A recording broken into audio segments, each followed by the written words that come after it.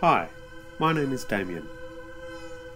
I'm a composer and the co-artistic director of Sydney's new music group ensemble Offspring.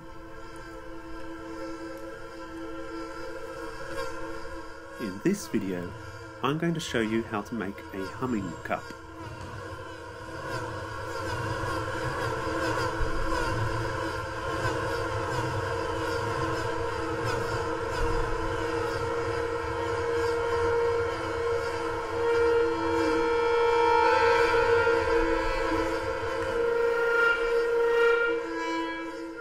In 2012, I started experimenting with building my own whirling instruments for a large-scale work called The Secret Noise. Some of these experiments were dismal failures, but some other ones I'm quite pleased with, such as the chortle balls and the humming cups, which I'm about to go into now.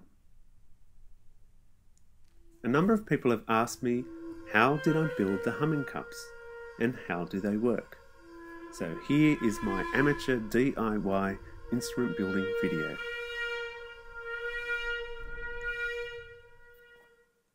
First, you're going to need a flexible plastic tube. I used a bit of grey water piping from my local hardware store. When you whirl this pipe around, air is drawn through the tube from the centre, or the more stationary end, towards the outer moving end.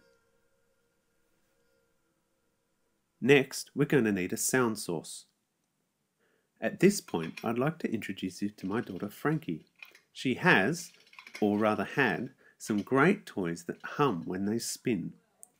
Often made of tin, these old school spinning tops can be hard to find in today's plastic nightmare toy shops.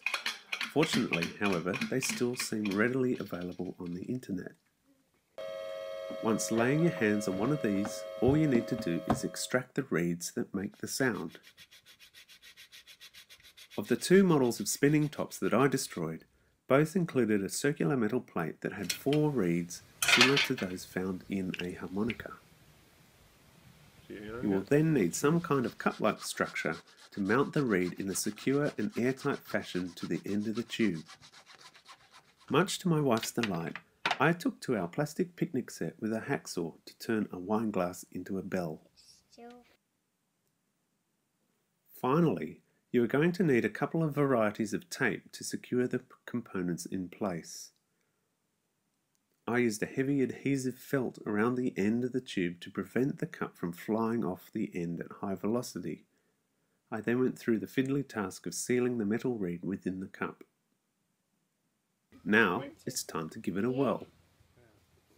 Although there's not a great deal you can do with pitch, you can phrase the sound with a surprising level of nuance and use its distinctive Doppler effect to play around with rhythm.